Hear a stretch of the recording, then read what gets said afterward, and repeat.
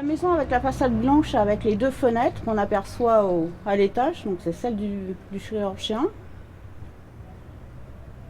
Et juste à droite, où il y a le petit cabanon là qui surplombe la murette, c'est celle de la famille. C'est dans le jardin mitoyen de cette maison, à Jonzac, que le docteur Le Squarnec est accusé d'avoir violé sa petite voisine en 2017. Du haut de ses 6 ans à l'époque, elle a tout raconté à ses parents. Le point de départ d'une enquête colossale. La victime principale, c'est quand même notre fille.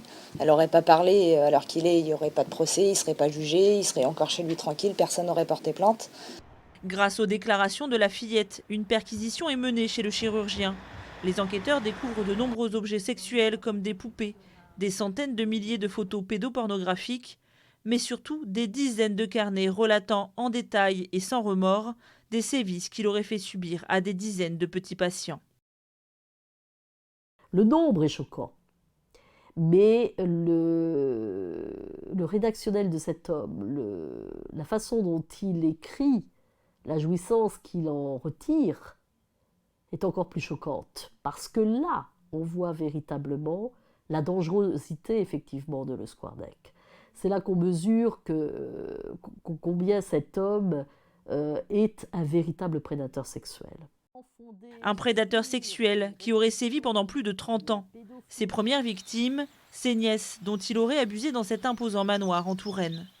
Les enquêteurs ont retrouvé de nombreuses photos les mettant en scène. C'est quelqu'un qui a conscience, effectivement, de sa pédophilie. C'est quelqu'un qui sait que depuis des années, il a eu un comportement qu'il n'aurait pas dû avoir, il a eu un comportement qui a fait du mal.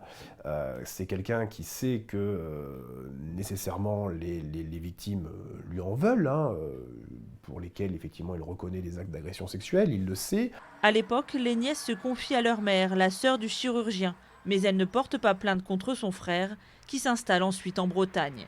Il y travaille de 1994 à 2007 dans divers hôpitaux, notamment à Vannes, Lorient ou encore Quimperlé. Sur ces 349 victimes potentielles, 246 ont déjà porté plainte. Ces jeunes patients, parfois endormis, n'avaient pas forcément conscience des actes qu'ils subissaient.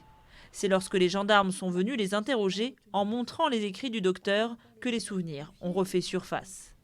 J'ai un premier passage où il parle de moi sur ma table d'opération. Un second passage qui parle de mon viol dans ma chambre le lendemain matin. Et un troisième passage où justement il était revenu me voir, mais il était un peu déçu de ne pas me voir. Voilà. Parce que j'étais notamment partie aux toilettes après qu'il m'ait violée.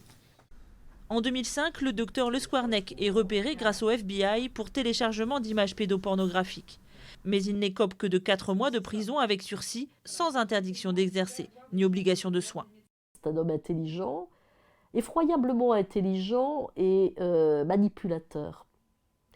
Il a manipulé les premiers juges qui l'avaient jugé en 2005 à Vannes, sans aucune difficulté, en se faisant passer pour le pauvre petit chirurgien en pleine séparation d'avec sa femme, complètement tourmenté, et pour se consoler de sa tourmente, se réfugie dans la consultation d'images pédopornographiques.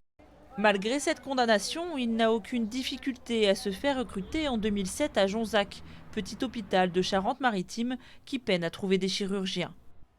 Pour le Conseil de l'Ordre des médecins, il y a eu dysfonctionnement.